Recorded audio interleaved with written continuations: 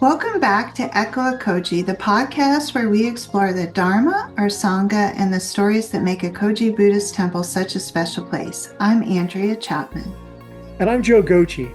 Today we're taking a fascinating detour from our usual interviews to talk about something that blends spirituality, healing, and mindfulness. Reiki, spelled R-E-I-K-I, and I would phonetically spell it R-A-Y-K-E-E.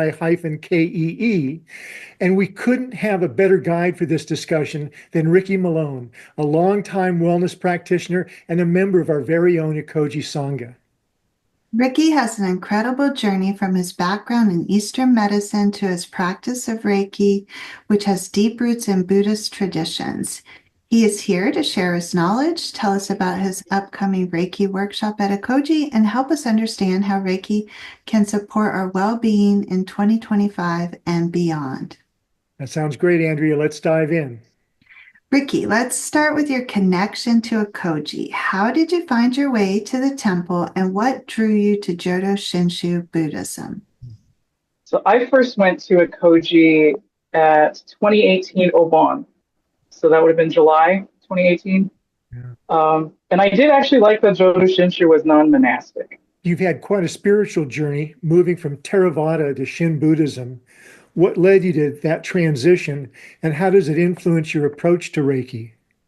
I am half Lao on my mother's side, and I had the double whammy of losing my grandma and my mom back to back, less than a year apart, right before Obon. And it was at my mom's home temple in Texas, where I was making offerings to make merit and dedicate them to her honor, was the first time that I experienced racism at a Buddhist temple. I had kind of taken it for granted before that point that I would always have my mom by my side and she could help explain why I was there. But me going by myself, I suddenly realized that that temple was not for me. I live in Virginia, so I wasn't going to be going to that temple long term anyway. But I realized that attachment to one's heritage is an attachment, and attachments can lead to suffering. So I decided to branch out, and I just happened to Google search temples in my area, and then I eventually saw Ekoji and Obon, and that Obon was for dedicating to our lost loved ones, and it just seemed like a perfect fit. And then I went once, I enjoyed it. I went on another Sunday, I enjoyed that, and then you can't get rid of me now. Thanks for sharing that. We are happy that you found Ekoji, Riki. Your professional path is rooted in Eastern medicine and holistic wellness. Can you share how you got started in this field and how Reiki became a part of your practice? I had a very roundabout career path. I started in theatrical makeup, which then led to wedding makeup, which then led to skincare. I have a master esthetician license and a permanent cosmetic tattooer license. And when I was working at a dermatology practice, I started to see the mind-body connection in some of the patients at the practice, just seeing over and over again that certain people's emotional troubles were showing up on their face. And after I left the dermatology practice and then worked at a day spa, when I was doing facials and touching people on the face, it was very intuitive with my hands, starting to feel these connections inside of people. And then sometimes relaxations like truth serum. So people would just, the floodgates would open and all of these things would come out about whatever the stressors were in their life. And Reiki just kind of seemed like a perfect fit for me in that regard. Well, at my Qigong session last week, a couple of the members asked me, who are you interviewing next week? And I said, well, Riki Malone, and he is a Ray-kee practitioner. And they both said, oh, we know about that, but a lot of people don't. So for those who don't understand it, how would you define Reiki in simple terms?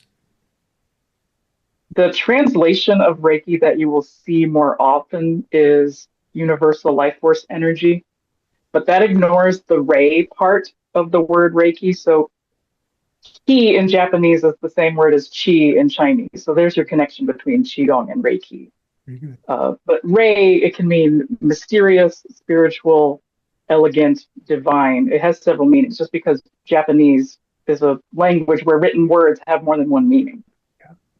So there's the treatment side of it, the putting hands on people, doing hands-on healing, but there is also a spiritual practice along with that and philosophical precepts that we have to hold to be Reiki practitioners. Excellent. Thanks. Reiki is often described as spiritual and a healing practice. How do those two aspects interact? So the first Reiki master, Mikao Usui, strictly sought to teach Reiki as a spiritual practice. It was about breath work and visualizations and mantras to help people relax as much as possible and in turn heal their body, speech, and mind. The second master that's on most people's lineage charts is Dr. Chujiro Hayashi. And he actually was a medical doctor before he became a Reiki master. And he's the one who began to write protocols for specific ailments, talking about which body parts to treat, incorporating anatomy into the treatments, etc. From the reading I've done, Reiki has influences from Buddhism, Shinto, Chinese medicine, Qigong, and even the martial arts. Can you unpack how these different traditions contribute to Reiki's philosophy and practice? Mikao Usui himself came from a Jodo Shu family, so that's from Master Honen's tradition.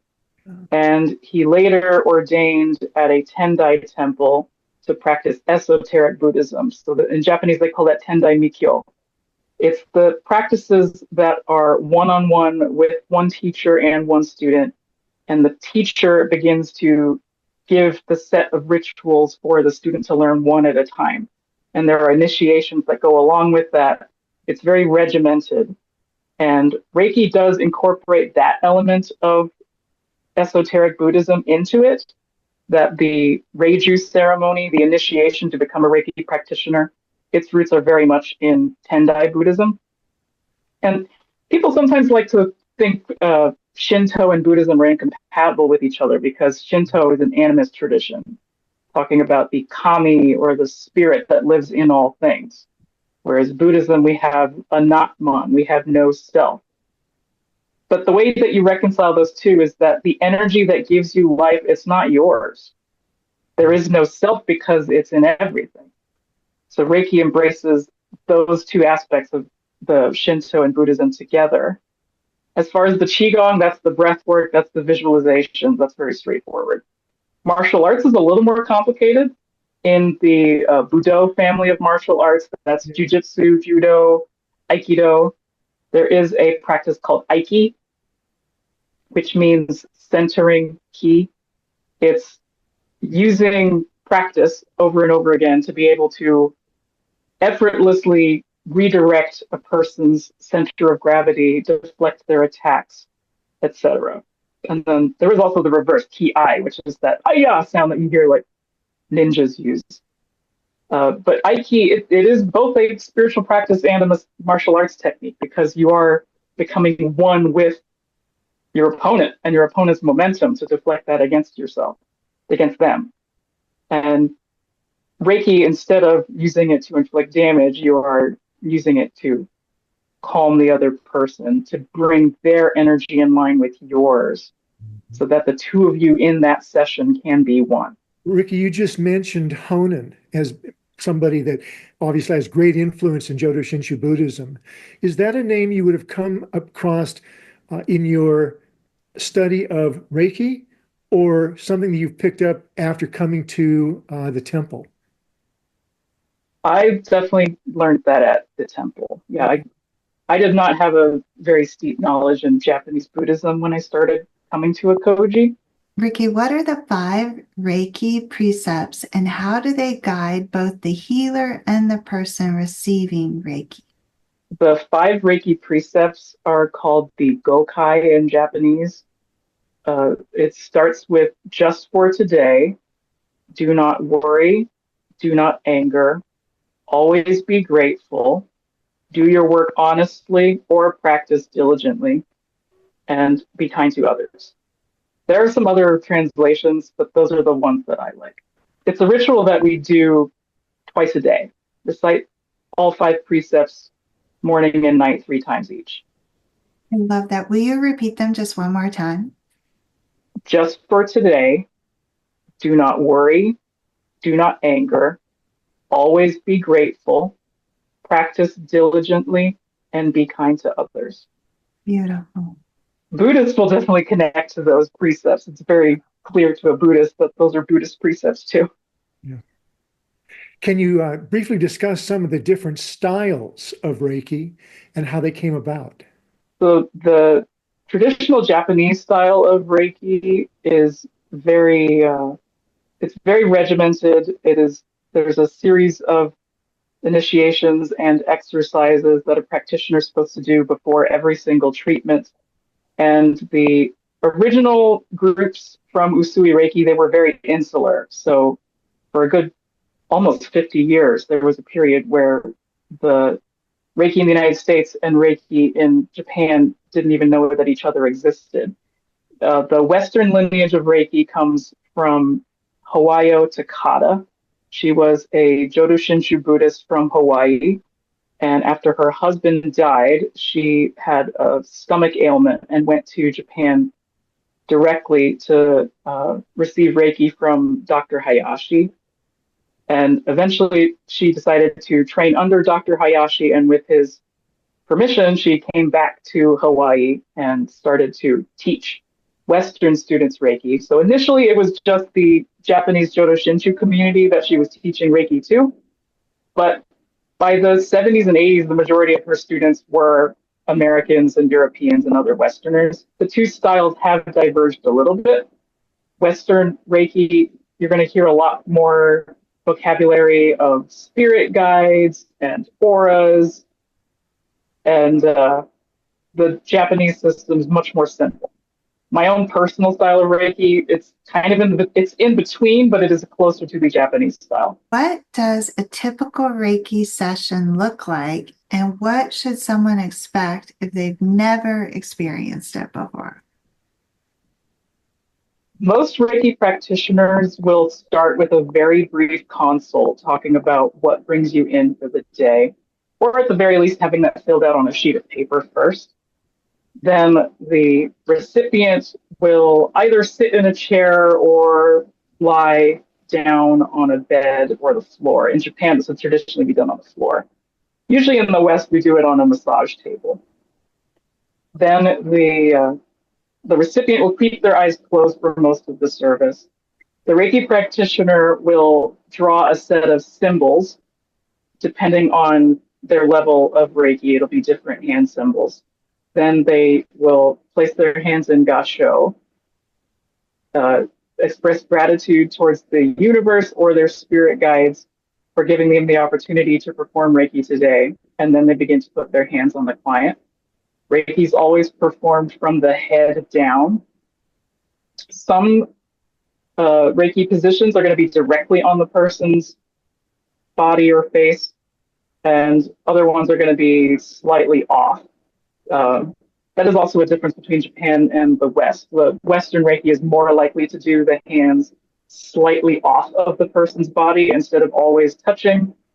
Americans are a little more modest than Japanese people, so there are certain body parts that you don't want to touch someone directly in America if you don't know them really, really well. Receiving Reiki, you usually will feel a warm sensation where they're working. Some people feel a spinning or a tingling or a pull.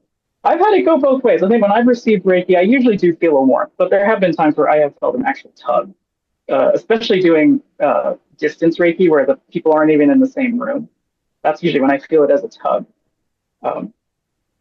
Sometimes some Reiki practitioners will also receive intuitively different messages about the person, or sometimes even the person's family tree.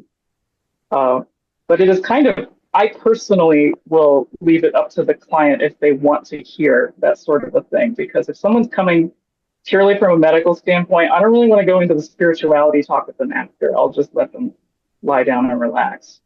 But when I get someone who's like new agey or witchy, we'll go really deep after the service is done into what we both experienced. In our fast-paced, technology-driven world, how can Reiki help people manage stress, anxiety, and overall well-being? I think in the modern world, we are a touch-starved society. We have too many barriers between each other that prevents us from being one with another person, even for just one day.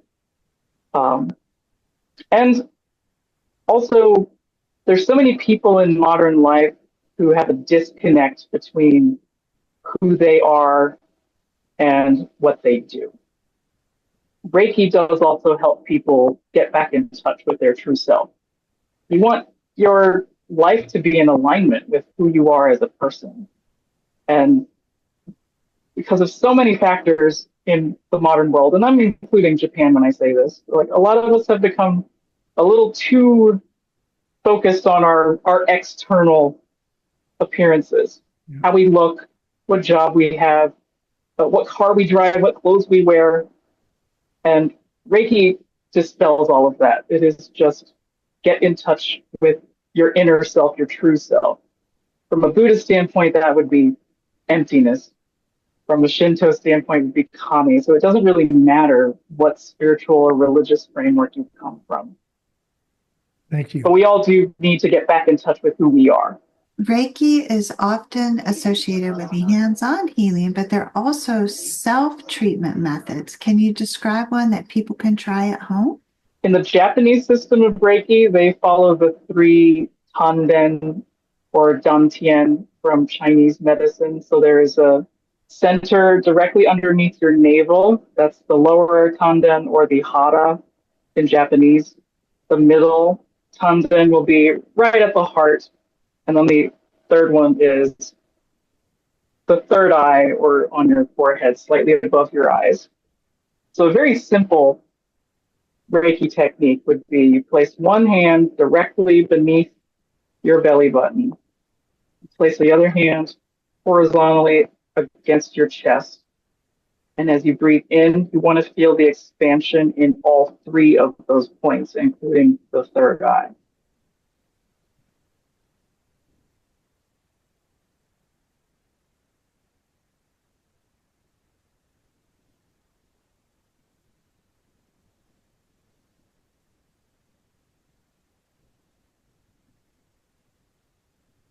Even just doing that once, I feel a difference, don't you?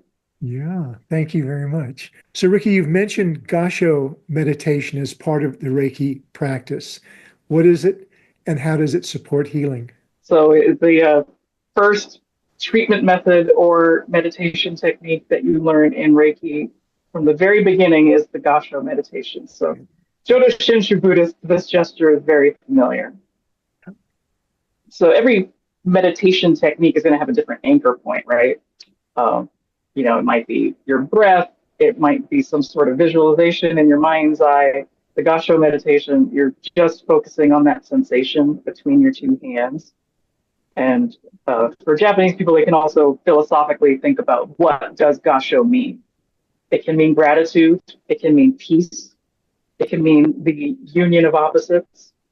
So you just sit there with your hands touching, feel that sensation, the warmth, the touch itself. And anytime your thoughts wander, you just go right back to your hands again. Reiki is sometimes met with skepticism. How do you respond to people who question its effectiveness? I'm one of those people who is both very scientific and very spiritual. I come from a medical family. There's tons of doctors in my family. And I am a firm believer in the biopsychosocial model of disease. So this posits that your DNA hardwires what are your predispositions towards disease, but then there are psychological and social factors that will actually push your body into disease. So, you might have a certain DNA that would predispose you towards Crohn's disease, but if you didn't have a life that was stressful enough, you don't actually develop it, right? So from a scientific standpoint, like not even talking about vital life force energy or any of that. Just being able to sit still, de-stress, reconnect with another person through their hands. That's going to help you obviously relax, but also shed those neurotransmitters that are tied to the negative emotions. In Reiki, we talk about emotions living in the body, not just in the head. And we even have those words in English. We talk about gut feeling, that sort of stuff. And even when you're just doing level one Reiki, that's just physical, you're still going to hone in on some of those sensations that happen in the body tied with those emotions. And that's something that we're all carrying that within us every day. And we just might not be aware of it or mindful of it. So because Reiki is also teaching you to be more in your body as opposed to in your head, that's going to physiologically help your body reset. It's going to work on the parasympathetic nervous system that calms down your heart rate, your breathing, lowers your stress hormones. It will keep your adrenal glands in check, etc. And then also, there's the hormone oxytocin, the peer bonding hormone. So, we usually talk about that in breastfeeding. Mothers breastfeeding experience an oxytocin rush, or petting an animal. You and the animal you're petting, you both receive an oxytocin rush. And oxytocin is the peer bonding hormone. It helps you feel connected to the person or animal that you were touching. And going back to what I was saying earlier about a touch-starved society, yeah, we are an oxytocin-starved society too. So for someone who's interested in learning more about Reiki, but might not be able to attend your in-person workshop at Ekoji, where should they start? And what qualities should someone look for in a Reiki teacher? I would not recommend doing a Reiki training purely online. There's definitely some debate within that. I think the initiations need to be done in person with the person actually touching you. But the Reiki teacher, Reiki student relationship is supposed to be a continuing relationship. It should not be a one and done thing, even if you're just taking level one. I guess I should clarify, in Reiki in the West, we talk about the 3 levels of Reiki. So level one, that's Shoden in Japanese, that's purely physical, just dealing with the body. Level 2 is Okuden in Japanese, that is incorporating the mind as well as the body. And then level 3 is Shimpiden in Japanese. That's when you're incorporating the karma that the person's accumulated. And then Japan has a 4th level, Shihan, which is teacher. Yeah, I guess technically this workshop is going to make me progress from Shimpiden to Shihan technically. But yeah, the biggest thing I would say about a Reiki teacher is it needs to be a continuing relationship. You need to have trust in this person, that they're not just in it for the money. And you have to have trust that they're still going to be around. You have to make sure that you have that dialogue with them. It's a continuing thing. I did my Reiki training over 3 years ago. I still talk to my Reiki instructor, and she's not even in Virginia anymore. She lives in Georgia. This has been so helpful, Riki. So you are leading a Reiki workshop at Ekoji soon. What can participants expect to learn and experience? So we're going to be doing just the level one, the Shoden training. It's going to be 4 hours. The beginning is going to be all of the philosophical academic stuff, because we actually do have to have that base first. You got to build your house on a foundation. You can't just start with the roof. So, even though people would want to jump into all the hands-on part, you do have to learn a little bit of the philosophical underpinnings and the history first. Then we're going to be doing the Reiju ceremony, the 1st level initiation, and then progress into the hands-on portion. There's several different ways that we can do it. So I'm going to be breaking things up and periodically throwing in a breathing exercise so that we can actually learn some of the self-healing techniques that you don't even have to be initiated for to learn, and sprinkle that throughout. So it's not just all like book learning and then hands-on. It's going to be a nice break things up. I got a gift of gab. I love questions. It'll all work out. So do attendees need any prior experience, or is this accessible to complete beginners? Yeah, this is definitely completely beginner friendly. You don't even have to be Buddhist. If you're someone who's Ekoji curious, this is also a good opportunity to see the temple and not worry about the ritual part of Japanese Buddhism. 'Cause we're not going to even be in the Hondo. So you don't have to worry about doing anything right with the Japanese Buddhist etiquette. This is going to be very informal and relaxed, a nice small group, and just have a good day of getting to back in touch with ourselves and each other. I'm very much looking forward to the workshop. So, after completing level 1 certification in this workshop, what are the next steps for someone who wants to continue their Reiki journey? I definitely recommend spacing the different levels out. You have to do several hands-on sessions with people that you know before you can progress to the next level. So for a level 1 student, I would recommend only working on people for free. You're not quite at the qualifications to start accepting money for it. My instructor told me that you have to self-treat, especially if you're going to be touching somebody else, because as the practitioner, if your energy's off and then you're touching someone, you're just going to make their energy off, right? Like if you have shaky hands and then try to touch somebody, it's not going to be very relaxing. So I definitely recommend at least 10, if not 20 treatments on other people. It can be repeat people. It doesn't have to be 20 separate people. And take notes. Start to feel what your hands experience and take notes of how that went and what you and the client felt afterward. And then there are the 3 levels. So we don't have any dates set just yet as far as doing the other 2 levels, but stay tuned. We'll have that soon. Well, Riki, rumors have come all the way to Seattle that you're taking a big step by launching your own wellness space. I believe the name is going to be Plumeria, Beauty Plus Wellness. What inspired you to go solo, and what do you hope to create with this new venture? I am ready to just put all of the different aspects of myself into one space. So I chose the name Plumeria because that is the national flower of Laos. It's also my forearm tattoo, if you've ever caught it. Those are Plumeria flowers. And those actually do have a lot of significance in both Hinduism and Buddhism. Nag Champa, that incense. Champa is Plumeria flowers. The word for champa, the word Tok Champa in Lao is Plumeria flowers. So it was something that was personal to me.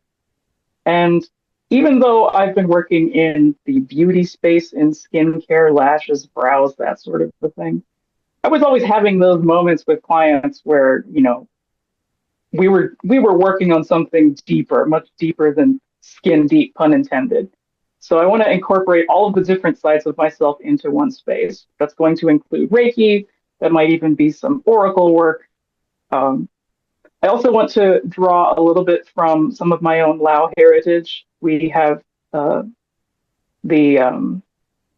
animist tradition in Laos before it had encountered Buddhism. There are some rituals that also fit within the umbrella of Eastern medicine.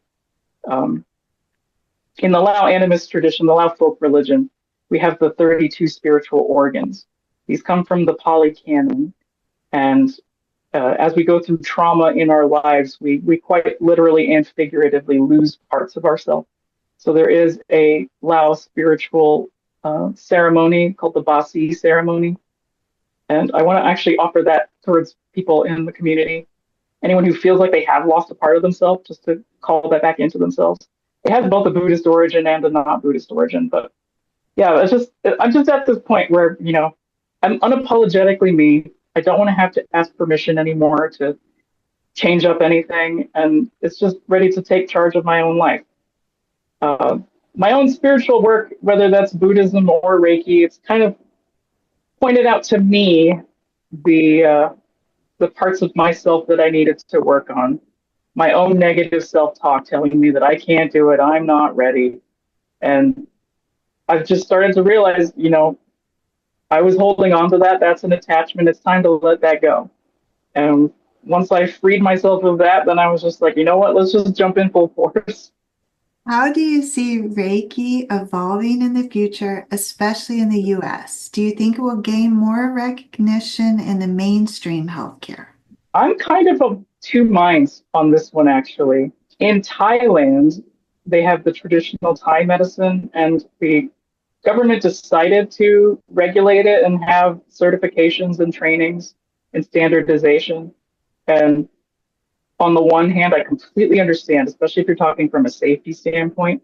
But on the other hand, there's also a little bit of knowledge that gets lost each time that you start to standardize things, especially when you're talking about things that are spiritual. So I feel like the future of Reiki is probably both directions at once, that there probably will be a hyper standardized certification based system, and then there will also be the more informal, go at your own pace sort of a thing. So this is my last question, and it's going to ask you to go back and perhaps revisit something you said earlier. But for those who are curious but unsure, what's one simple step they can take to explore Reiki for themselves? Reiki is something that's already in all of us. It is just the energy of the universe that gives us life. If you want to use the word prana from yoga, the breath of life that makes you aware. So anything as simple as, putting your hand on a friend's shoulder or asking for a hug when you need one, those are all Reiki too. Riki, we always end our interviews with Sangha members with the same question. What does Ekoji mean to you? It's community. When I first went to Ekoji for a Sunday service, I was nervous. I know most people are nervous stepping into a house of worship for something they're unfamiliar with. Um, but then when they started chanting the Vandana Tisarana, I instantly knew that we were the same. In Theravada, we use a different melody. It's the Namo Tassa Bhagavato Arahato Sama Sambuddhassa. But I heard Reverend Hayashi saying it with a different melody, and I was like, there's a connection here. And I also noticed people who looked like me, multiracial 20-somethings. I'm no longer in my 20s, but that did matter, just seeing someone who looked like me. And multi-generational families, seeing grandparents with grandkids, seeing the kids participate in the services. It wasn't just all of the older people inside the Hondo and all of the children and teenagers outside. It's a very cohesive group. Beautiful. This has been such an enlightening conversation. Thank you for sharing your journey, your knowledge, and your passion for Reiki with us today. And for those listening, if you're intrigued by Reiki and want to experience it firsthand, don't miss Ricky's upcoming workshop on May the 10th, 2025, 1:30 to 5:30 Eastern Daylight Time at Ekoji. It's open to beginners and offers a unique opportunity to learn from a seasoned professional and professional practitioner. You can find all the details and register at ekoji.org. Riki, before we go, any final thoughts or words of encouragement for those considering Reiki? In Lao, when we say hello, we say sabaidi, which quite literally means may you be comfortable. So, I want all of us to be comfortable. Beautiful wish. Yeah, well, that's a perfect note to end on. Thanks, Ricky. I'd like people to be comfortable as well. And to our listeners, we'll be back next month with another engaging conversation. Until then, will you join us in Gasho? Namo Amida Butsu. Namo Amida Butsu. Namo Amida Butsu.